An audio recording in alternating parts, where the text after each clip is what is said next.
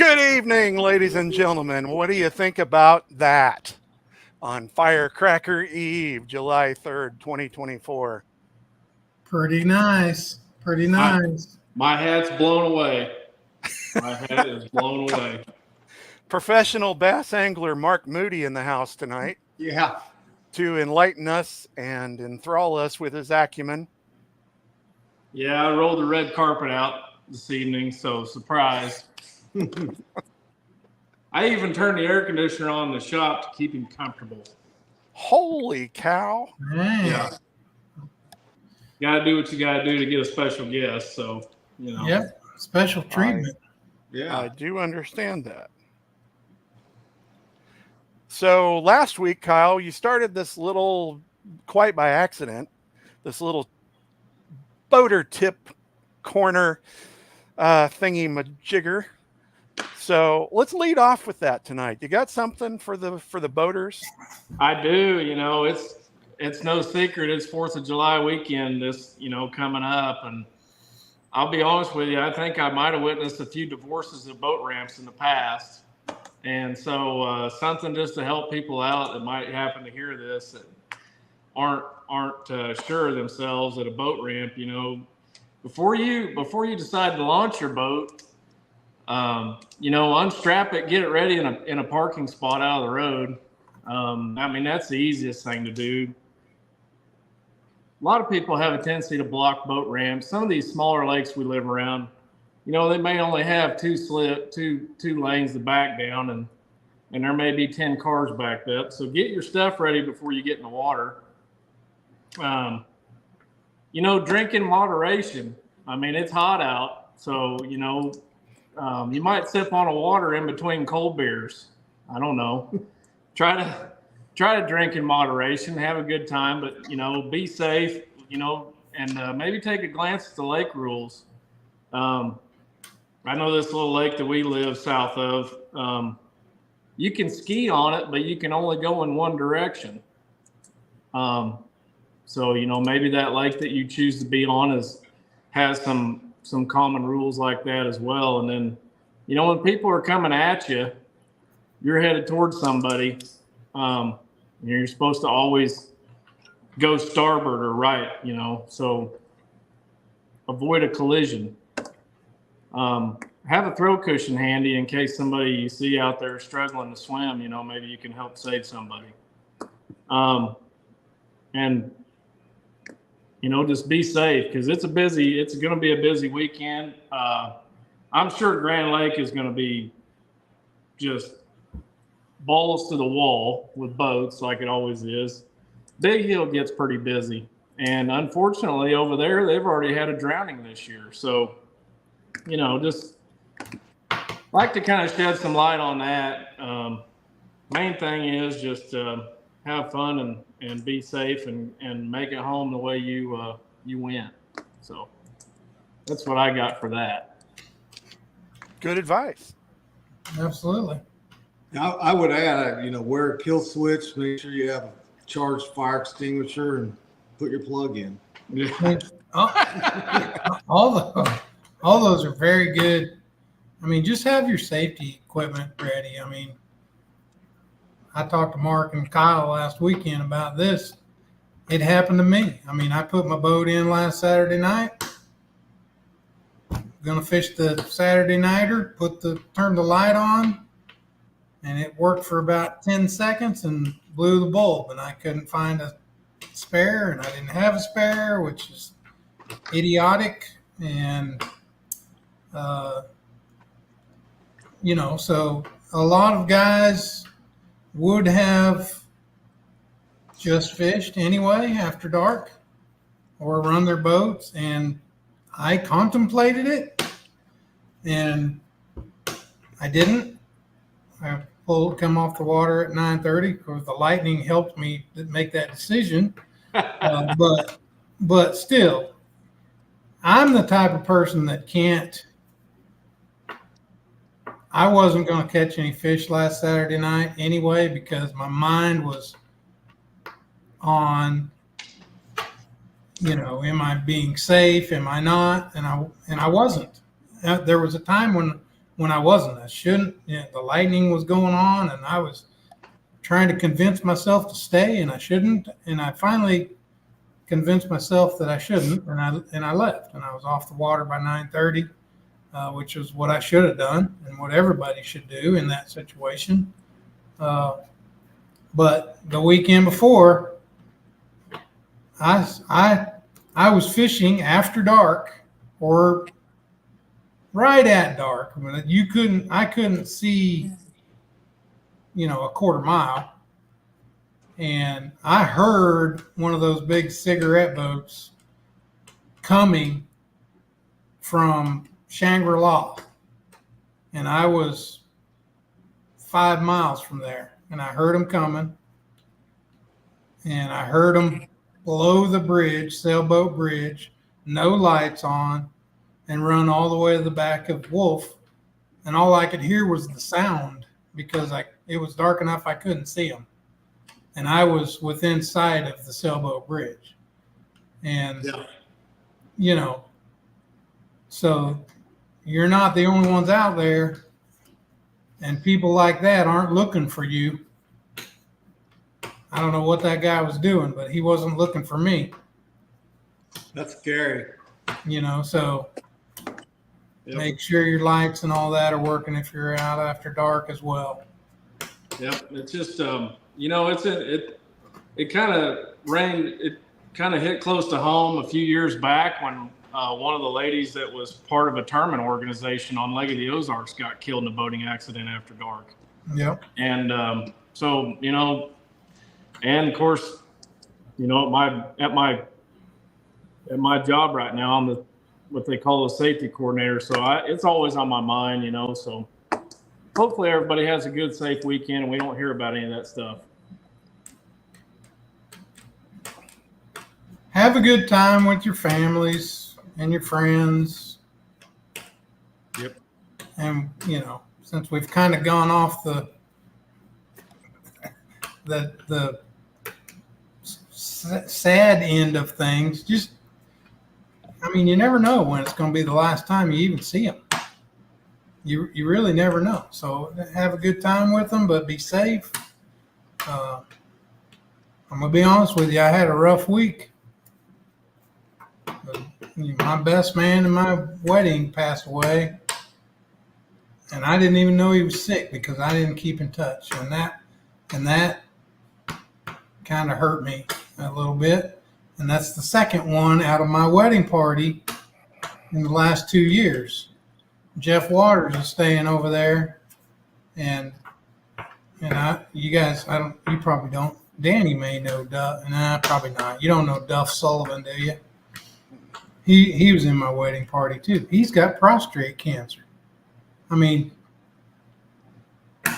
don't know if it's something we did on our wedding dance night or what, but I looked at that picture the other day, and my best friend from high school passed away suddenly 2 years ago, and which started me on the spiral of the bass thing that happened, and then my best man last week, and 60 years old. Todd was not 60. He was a year younger than me. So you never know. And Danny, I know you know that. And I hate to even broach things like that, but we have plenty of friends. We have plenty of friends and family left to enjoy and have a good time with and love on and hug on, and we need to do that. I'm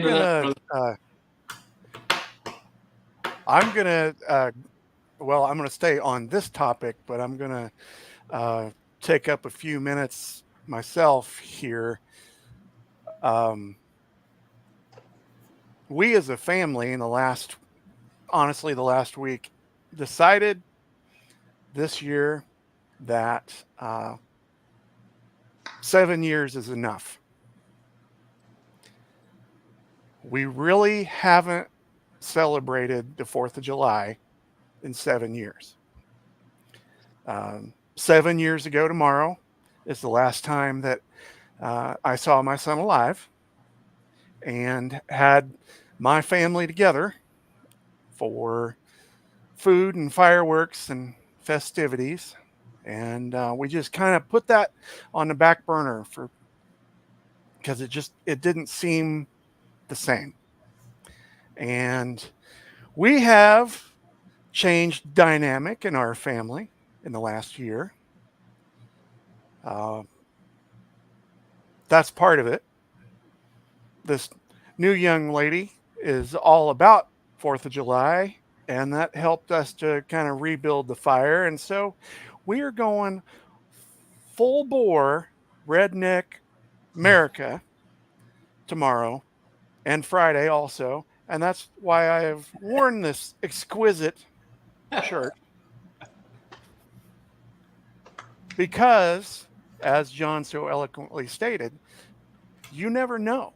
We don't know when our light gets shut out, so you better enjoy it while you can. Yep. Amen. Words of wisdom from DB and John. I want to just add one thing. I was gone for a long time.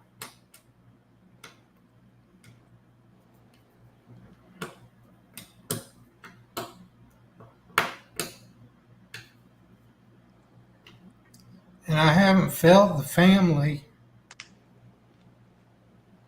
friends and family, like I have the last 2 years just being around y'all. It's good to have you back. And I'm grateful to be back.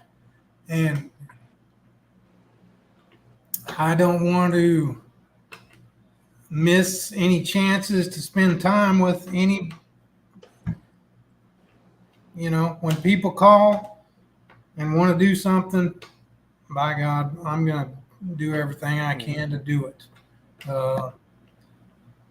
My best man, he did call on New Year's. He Facebooked me, and I, things just happened. It wasn't a priority for me to answer, and I didn't. And he Facebooked a couple times, and I finally called, or we touched base. He might have called me back in January, but he never told me he was sick. He didn't tell me anything, and we promised to keep in touch, and we didn't do it. And dang it, we can't do that. When somebody calls and wants to keep in touch, by God, we need to keep in touch. Agreed. We're all bad about that. I know we are, and Life it's easier said than done. But it's just something that you have to be super intentional about it. This lodge, I believe, is a gift, and everything that got me here is a gift. And I believe there's a purpose. There may be people that stay here that just need somebody to talk to. And we had one stay the last 4 nights. It was just a lady hurting. I don't know what was going on in her life, but it was messed up. And she checked out today, and all morning I was like, something was telling me, just, ask her if she wants you to pray with her. And finally I worked up the courage, and I did. And she started crying and said yes. So, I need to be more courageous about keeping it and doing what I think this lodge is meant for. But also being here for you and you and you, all 3 of you guys, and Jeff that's over there, and whoever else needs me, I'm here.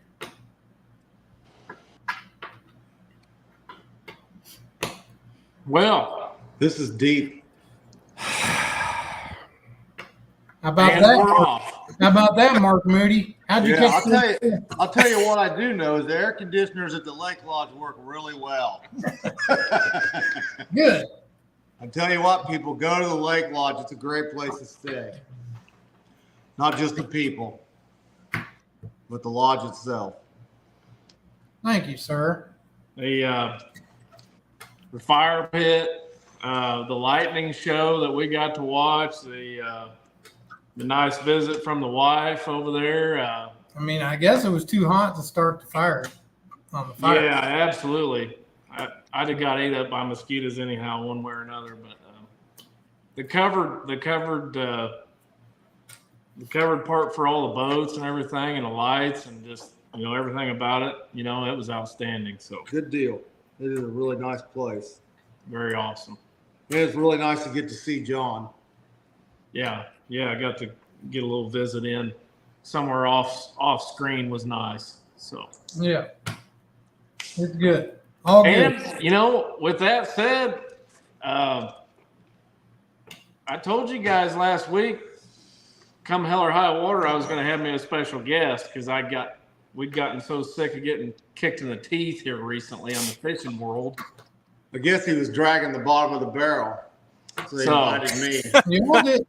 Y'all did well. Y'all did well down here. So you got fourth place Saturday in the Future Bass. Yeah, And I believe there was 90 boats.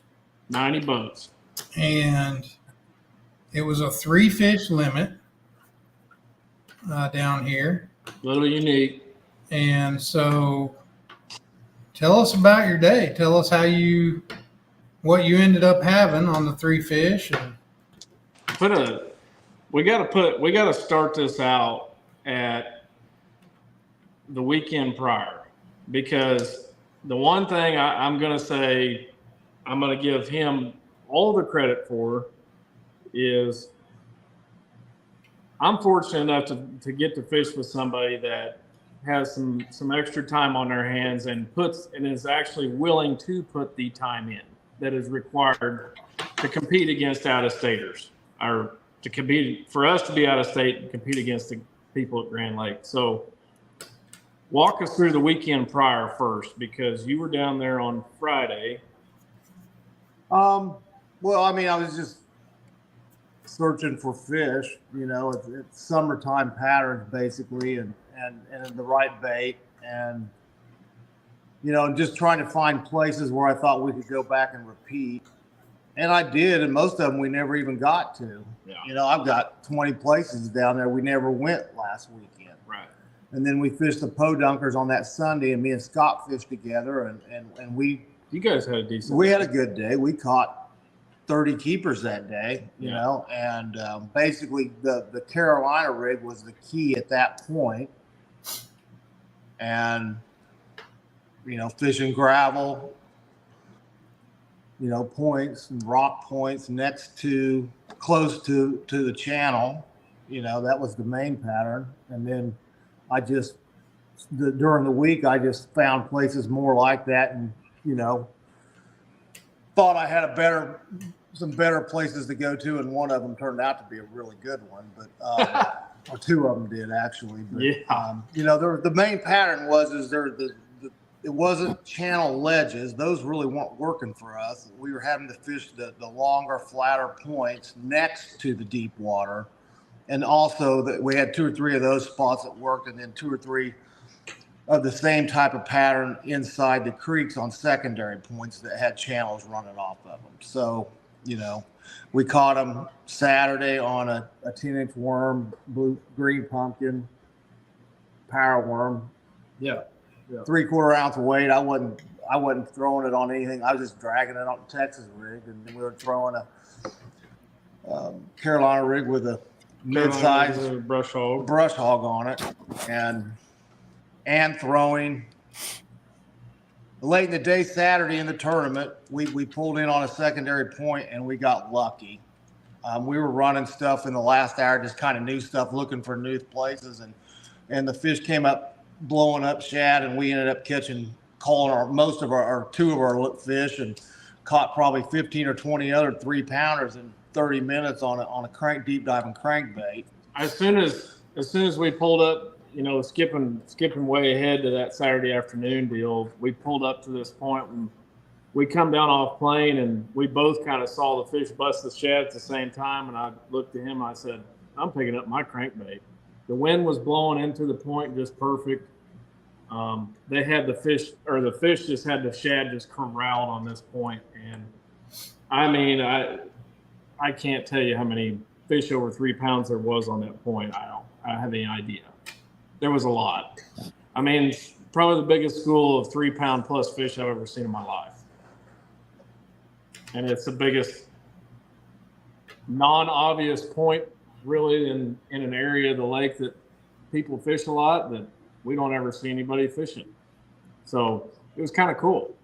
The rods we were using, I was using my 10-inch worm on a 7.6 KLX heavy Kistler, 20-pound test, 20-pound Invisex fluorocarbon, 3/4 ounce tungsten weight, and a 5/0 Trocar TK 120. Oh, it's a 120. Yeah, and then an Ardent 8-4 reel. Nothing fancy, just got to plug my sponsors. And then on the Carolina rig, I saw you guys talking about that last week, and I was throwing it on a 7.6 heavy helium Kistler with 17-pound on the main Invisex and 15-pound mono with you were talking about the weights last week. I was throwing a 3/4 ounce tungsten weight with a tungsten bead and then a brass clacker. Because you can't throw the glass with the tungsten because you break it and it'll cut it off. Been doing that for quite a while, and it works pretty good. I like the bullet style tungsten weight better than I do an egg style. Actually, I don't think it gets hung up as bad. And I was throwing that on the new Ardent Vertex 12 bearing reel, which is an incredible reel. One of the best I've ever used, and I've used just about every brand out there. So the big fish that morning, I took a picture of it after we put it in the live well and sent it to the wife. So that's the only way I actually know the time is correct. So we pull up to this point, this area of the lake that we've been fishing forever, and we've had really good luck out there this year, especially on bigger fish, 4+ pound fish. And I just want you guys to keep in mind that this is the morning after my birthday, and I haven't caught a keeper yet. So I don't know. Coincidence? I doubt it. Well, we hadn't fished that exact spot, and I pulled on there Friday and caught a 3.5 and shook off 2 more on the next 2 casts. So I'm like, well, we got to check this spot. We roll in there at 7:45-ish, 7:50, and make, I don't know, 4 or 5 casts a piece maybe. And I just come up on the right little rock pile in the sweet spot, and next thing you know, the line just kind of goes slack. And when I set the hook, the rest is history. I mean, it's a 644, and I was just like, oh my gosh. That helps. First fish of the day in the live well is a 644. Now you really got to do something to back it up, And a 3-fish limit, that's a big deal. Yeah, it is. So it was pretty cool the day after my birthday to catch the biggest fish I've caught all year. Nice. And then we caught keepers everywhere we went that day. We just never really could get on the better fish that I'd been catching on the rig, and then we started rolling around the last hour there towards quitting time and just trying to test some new stuff and pulled on that point. We had a deal happen halfway through the day that was kind of neat. So we're in the Honey Creek area, and we pull up on a point, and we're both tossing Carolina rigs, and we tossed them probably about, I don't know, 15 feet away from each other maybe or something. Yeah. And Mark is like, did you hit the sweet spot yet? And I said, yeah, I think so. And I could feel it down there, the rough spot. And he goes, there it is. You know, and so he's dragging through his, and what he thinks is the sweet spot. And he goes, oh, yep, there's a bite. Well, I'd gotten a bite at literally a split second prior to him saying that. So he swings and set the hook. I swing and set the hook. He's worried that he's hung up with me, thinking that he's hooked my line and I've hooked the fish, or I've hooked his line and he's got a fish on. No, we both got fish on at the same time. They're both the same size.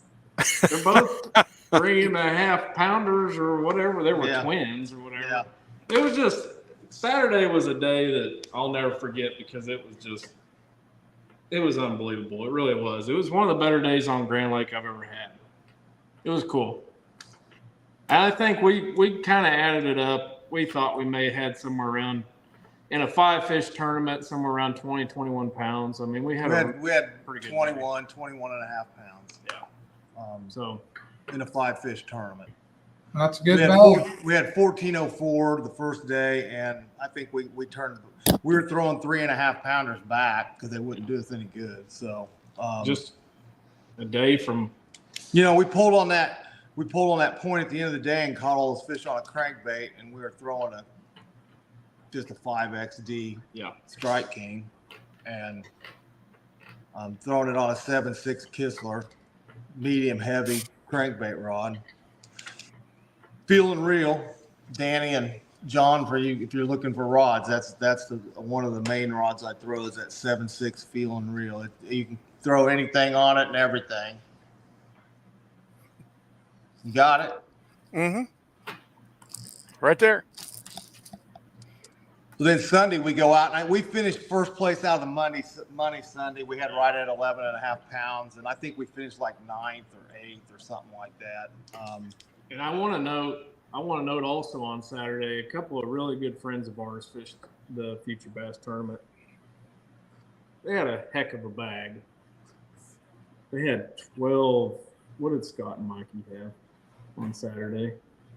On Saturday, they had like 12:30 or something, or no, 12:53, and it took 12:57 to get a check. They had 12.5 pounds and didn't get a check. That's a 4 1/4 average, and they didn't. And they had a really nice bag. They had a really nice bag of fish. So it's incredible how great the lake is fishing. Sunday we were in the money till the last guy weighed in, and then he knocked us out. He had like 12:23, and then he went up above a couple, 3 others, and he didn't have as many boats Sunday. I don't know what they had. I don't know what they had total. The points came out today, and we didn't. We were hoping that we were going to move up in points for the last tournament. We didn't.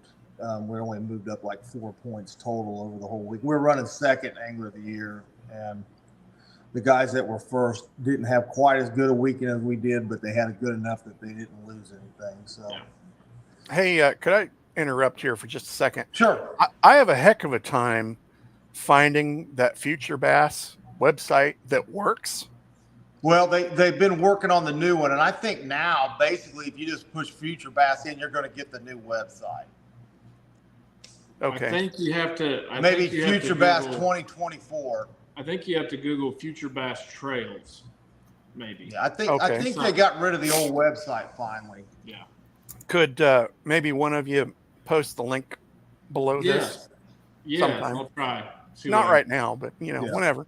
Sorry. Okay, so anyway, Sunday morning we go out and we start on that point we ended on, and he loses a good fish on a Zara spook right off the bat, and I'm sitting there thinking, okay. And I just open the rod box and pull out my square bill, and it was like the same thing. And we just caught our whole limit plus a whole bunch more 3-pounders in about 30 minutes. He's got this unnamed square bill, and I stood there and hold the dip net. I didn't even get a rod ready because it was ridiculous.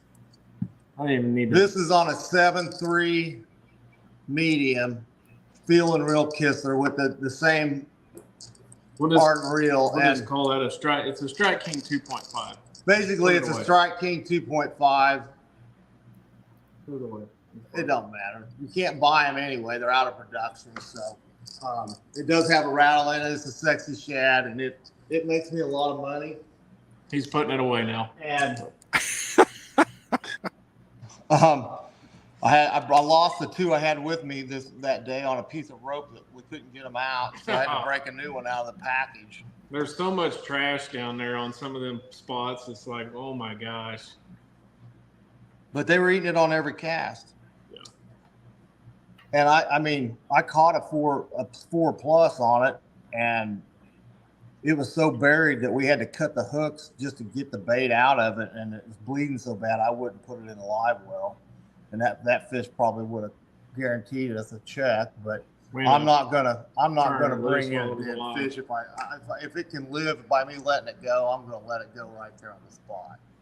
And then I read today. I actually went back and read the rules for future bass, and they don't have a dead fish penalty.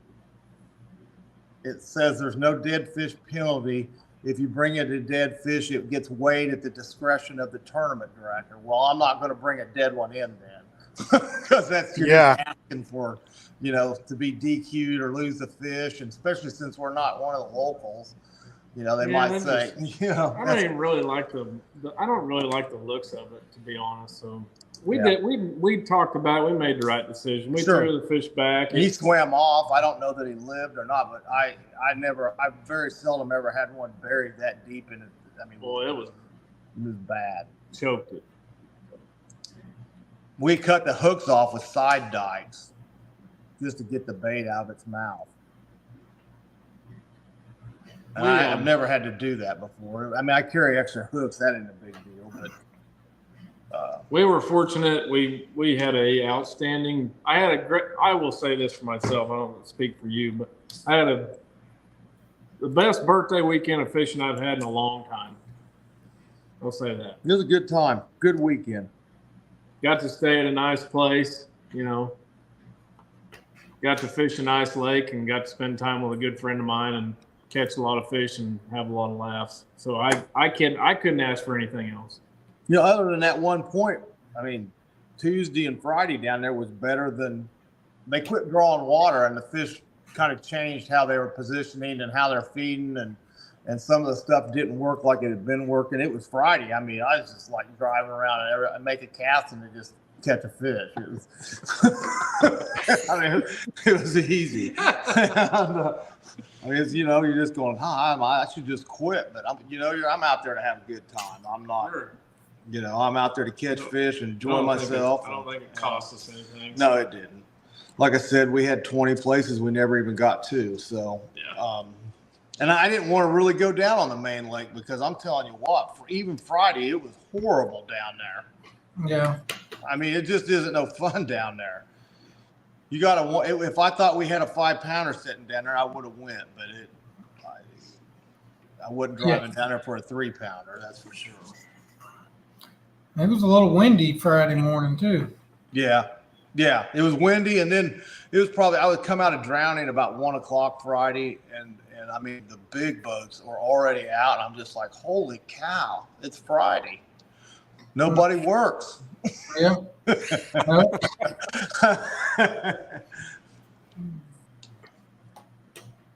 So John, you've been fishing down there a little bit. I mean, you heard my last fishing trip. Yeah. That's not it. I mean, I received. This is what resulted from last weekend. I received my power pole light today, a backup light to go on the power pole light, a spare front light. And, lessons been learned already, huh? I mean, I have all that stuff. I had all that stuff because as a tournament director at Bass, you preach that to the college kids. And, I can't tell you how many lights we had to fix at the college tournaments or the high school tournaments in the mornings, or strap on a iPhone to their light that has the the navigation app on it, so it's shining, which I don't know if you know that you can do that. You can get an app that has the red and the green side by side, and you can just hold the phone up like this and while you're driving, and it shines. I don't know if that's legal or not. Probably not, but It sounds like a good idea, anyways. Yeah, but I can't tell you how many kids I preached to, and then to have a backup, which I did. I had one of those clamp-on backup lights that I haven't looked at for 7 years. So when I went to look at it, the battery was corroded and I couldn't get the cap off, so it wasn't going to work. So now I have all that stuff again. All the backup stuff that you're supposed to have. Spare prop. Got rigged out. Got all rigged out, rigged and ready. Ready to go. It's always something. There's no tournament, no Saturday nighter this weekend, thank God. That's probably a good idea. Yeah. So there's. I was actually looking for a tournament online today and couldn't find any. The fireworks started last night. A big show somewhere up in Elk River or something. Oh, nice. Grove has theirs tonight. Duck Creek has theirs tomorrow, and the air show has theirs tomorrow. Yep. Horse Creek has theirs the 5th, I believe. It just doesn't end. And somebody else has theirs, and Monkey Island, Shangri-La has theirs. I think tomorrow night as well, or maybe it's the 6th. I don't know. It's every night. I think it's tomorrow night because I think they closed the ramp there today at Yes.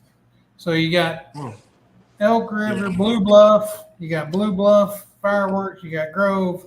You got Shangri-La. You got Duck Creek. I think there's something down by the dam. You got Horse Creek, all for the next 4 or 5 nights. And they're big shows. They're not just little shows. Yeah, I missed the Duck Creek fireworks. Those used to be outstanding, and I don't remember if that's when they used to have the boat parade or not. Yeah, they do that too. Okay, and the boat owners would light their boats up with red, white, and blue, and it was really cool. They have, like, you can go on the dock. You can go on the dock of these boat owners prior to the parade, and they set up booths at each one of their dock, and they're giving shots away, and they're it's a good weekend not to be on the lake. Yes, it is. Great weekend not to be on the lake. My wife works at the Cove, so it's right there on Duck Creek, and we talked about going down because they have a driving range where all the residents of the Cove, they camp out on the driving range of the golf course and watch the fireworks. And we talked about going down, but there's one way in and one way out of Duck Creek by road, and it takes hours to get out. Yeah, 85A is what I've heard. So we're not doing that.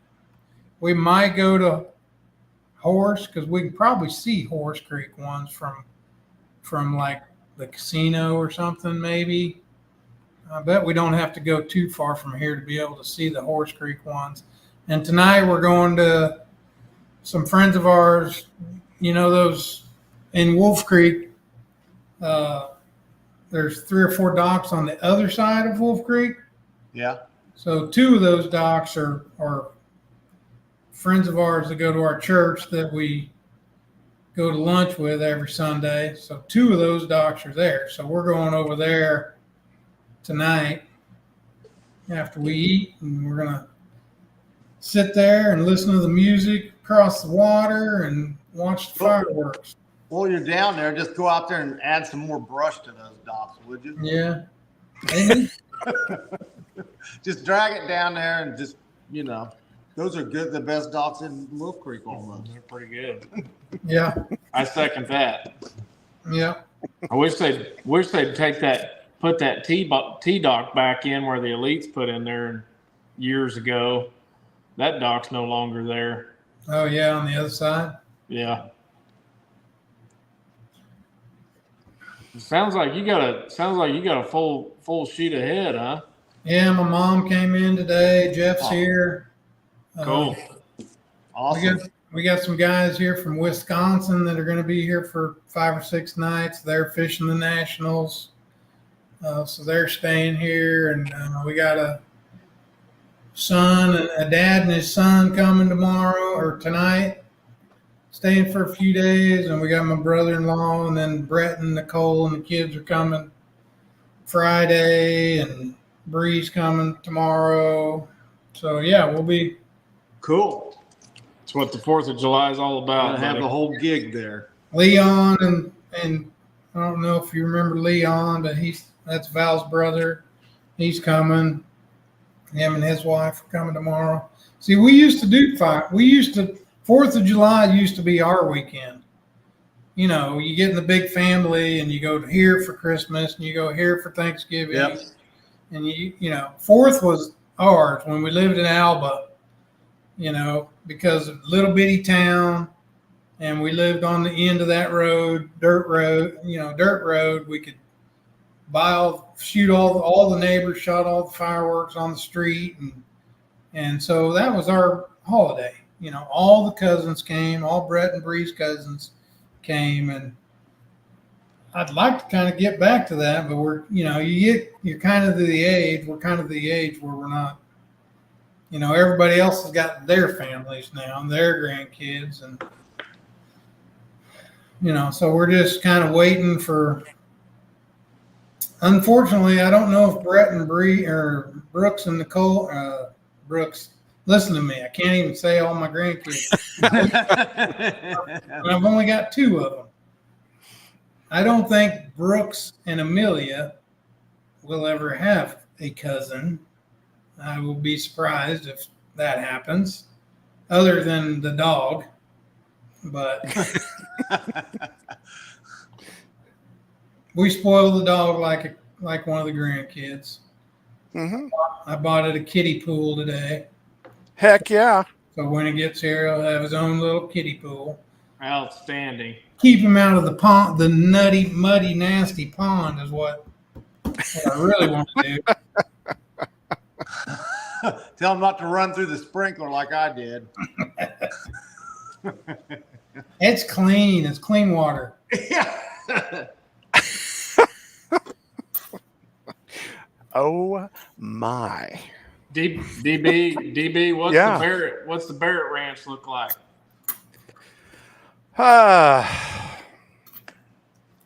Well, looking out the window, it's soggy, and that's okay.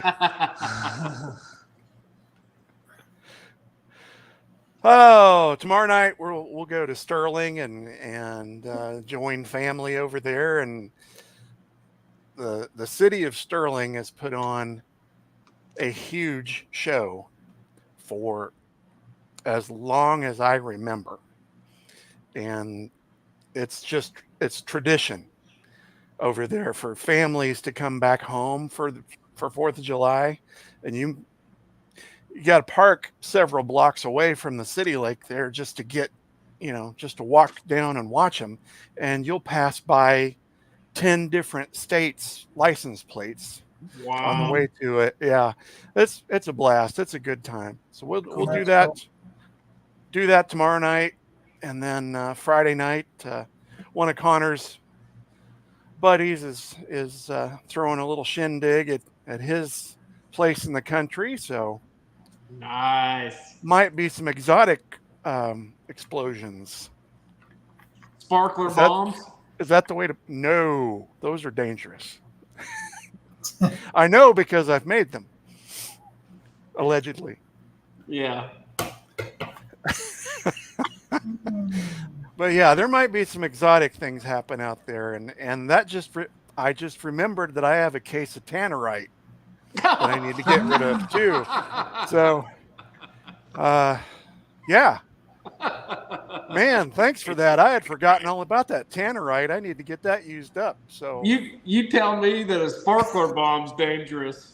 I got a case of tannerite. Oh, it's perfectly fine. We're good. Yeah, the sparkler bombs have shrapnel. Oh boy. Yeah, that's funny. So while you guys had a ball at Grand Lake of the Cherokees, and by you guys I mean you and Mark and not John. Yeah. I'm jealous, by the way. I'm just jealous that you got to go. So back home in Kansas, way out west near the edge of the world. It's right on the edge. He gives me trouble. At Cedar Bluff, Hayes Team Trail had two of their team trail qualifiers at Cedar Bluff last weekend. I heard it already. Saturday, 5 fish, 27.87. I can't really believe the weights of that lake. The first 3 places were over 21. It was like 27, 24, and 21 and a half, something like that. Sunday, it fell off a little bit. They fell from same guys. They went from 27.87 to 23.23. So that's a 2-day tournament in Western Kansas for 51 pounds. Yeah, that's pretty impressive. Yeah.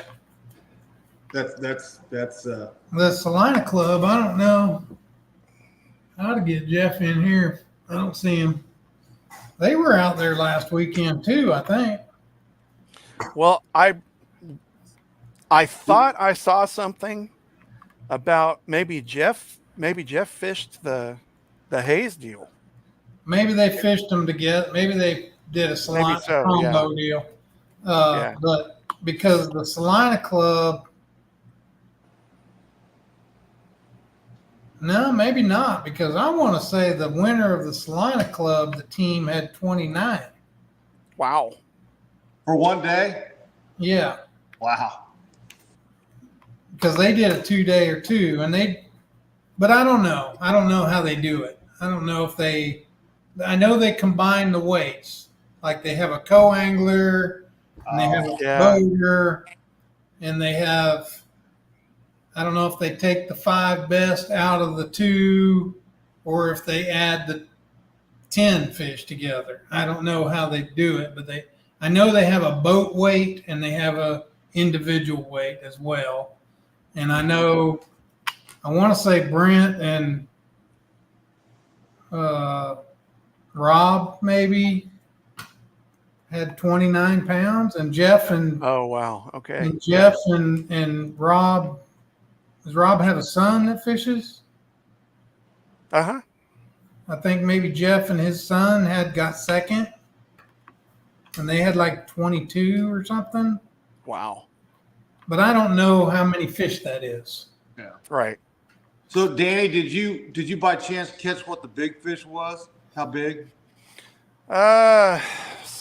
Saturday, like 656, I think.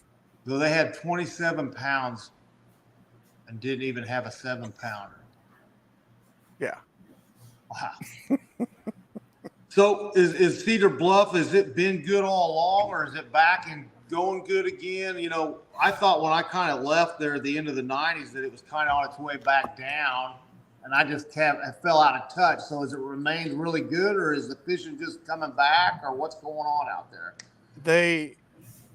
The water level definitely declined.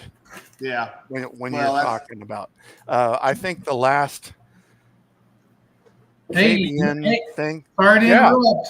Got a Hey, guys. What's up, Jeff Waters? Oh, having a few cold ones and cooking some pork chops. I wish I was down there. We were talking about Cedar Bluff. Weren't you guys just out there last weekend? Last 2 weekends.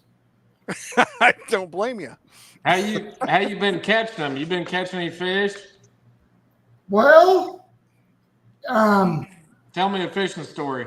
He's not going to go out there, so you can tell him everything you need to know. strawberry worm was my deal, but What color is strawberry? I'm colorblind. Yeah, it's colorblind. It's You're gonna not have to green figure that pumpkin. one out. It's the opposite of green pumpkin. yeah. Yeah. Swim jig. I think they were biting on a little bit of everything. Nice. And anywhere from 6 inches of water to suspended in 10 foot. So, Nice. So is the water level up? no, it's down from last year. It's not getting any water back in it, which is kind of disappointing. Yeah, well, that's not anything new. No, but it's still fishable.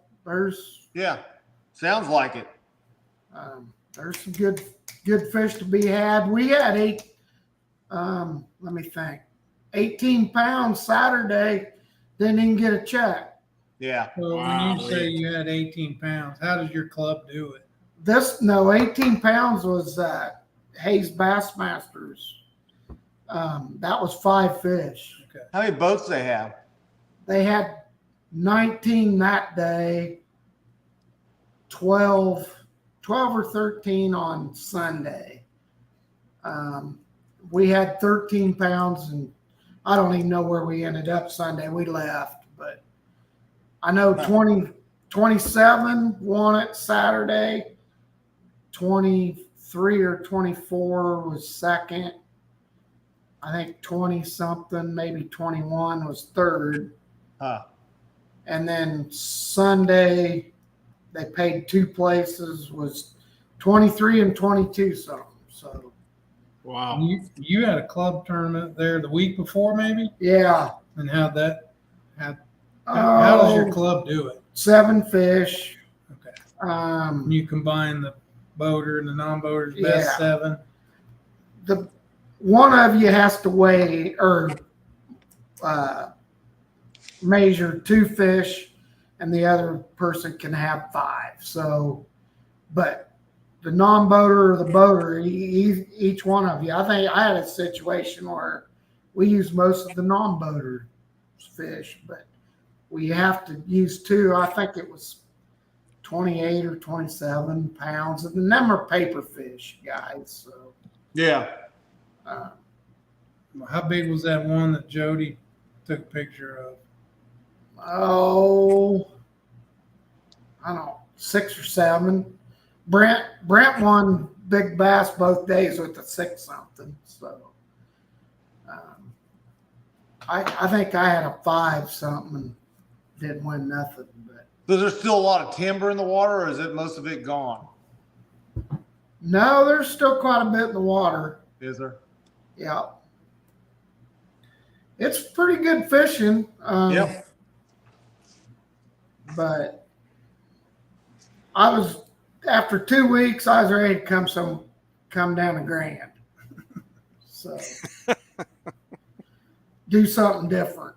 That's a good lake too. So Well, you can do some different stuff down there. Yeah. Just I pick your tried poison. the Carolina rig, but it just wasn't working for me out there. That's not a Carolina rig lake. So Out at Cedar Bluff. yeah. Yeah. I think the last time I fished a qualifier out there, John was the tournament director, and I was director at large. Probably the last one I fished out there. And I fished as a non-boater, and I ended up getting big bass in that tournament, weighed 727. Yeah. The last time I fished out there, was I think back then we were doing 2 qualifiers, a spring and a fall or something. And that was a spring qualifier or an early qualifier. It was cold. Yeah. So, and I believe I got like 4th place and was sitting pretty good to go to the dang state team and took a job with bass and didn't get to do it. Yeah. Danny, how far you live from that lake?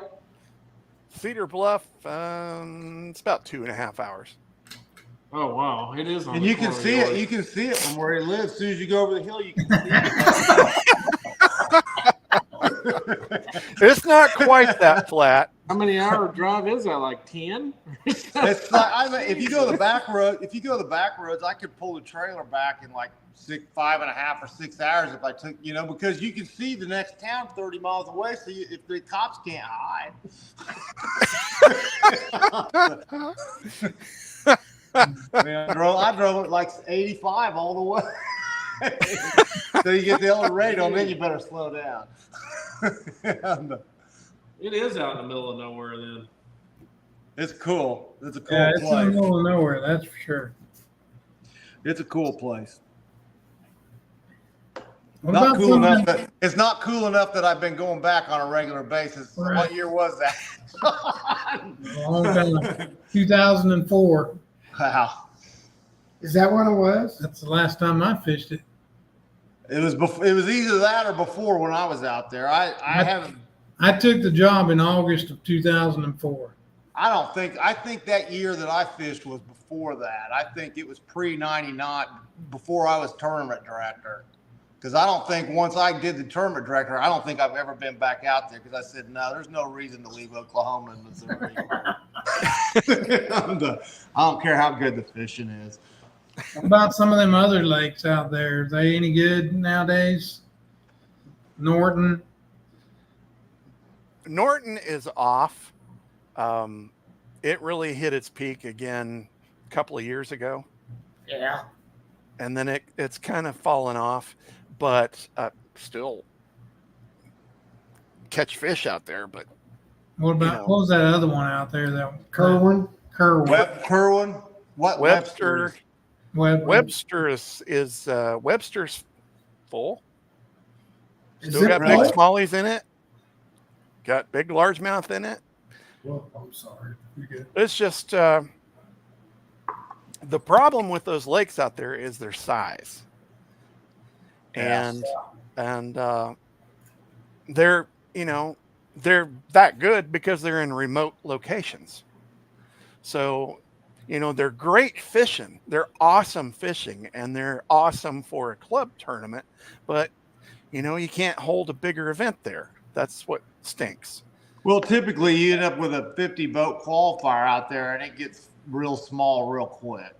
Oh yeah, and it's half the size it was then too. Really? So, yeah. Because like '93 when you had the flood out there, I mean that lake hadn't been filled up in like 30 years, and that's when it blew up, and when the fishing got so good because it filled up, and I don't know how low it is from normal if there ever is such a thing, but I heard that Glen Elder was fishing pretty good. Glen Elder is a great lake. And back in the But 90s, I mean, I watched Brent Chapman win a Mr. Bass at Glen Elder with 3 fish. I mean, they're all named, but yeah, they bite good. The smallmouth fishing is pretty darn good right now. It's 3 or 4 foot low, so that leaves 2 or 3 holes. Yeah. So you put 20 boats on there, and you're just gonna have a rotation. Yeah.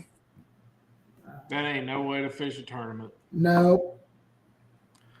Well, guys, we promised that we were going to cut this one a little short. It's holiday time. And Jeff and John have got to go visit the neighbors across the way, watch the fireworks. Yeah.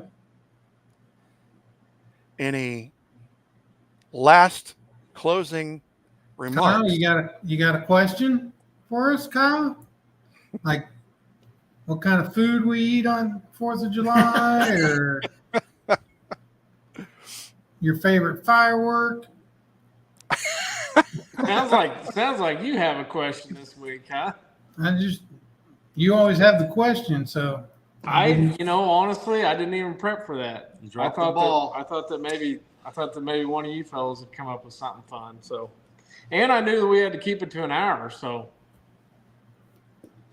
I'll be honest with you, I'm fixing to cook a pork brisket tomorrow. Okay.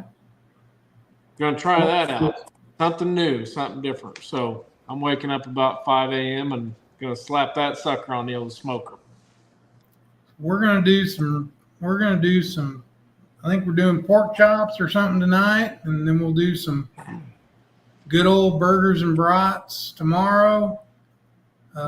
Saturday, I'm doing ribs.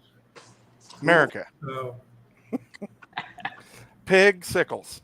yep. Danny? Maybe the same. I don't know what the dude's doing Friday night. I understood he was smoking some pork butts. You said he was smoking. Smoking something. Tomorrow we'll just probably grill something real quick before we go over to Sterling. Probably might be burgers and dogs. Could be. Nothing planned. The question that I have that I want Danny to try to explain to our viewers that are going to possibly view this. We had a bunch tonight. We had a bunch of comments tonight, I see. What social media platform are we going to be on from now on, DB? I have created a YouTube channel for the Idle Zone Syndicate. And apparently they can't comment on it. Uh-oh. On the live streaming. On the live part. Can they comment later? Yeah, they can comment later. But that was the funnest part. I know. I like that part. That was fun. The smack talking. I mean, we may have living for that. We may have to revisit that a little bit. We need to do some. Yeah. We need to talk to some people and see, because I know they comment on some of them other ones. I gotta go check pork chops. See you guys later. Yeah. See you, Jeff. See you, Jeff Waters. Jeff Waters. Professional angler, Jeff Waters.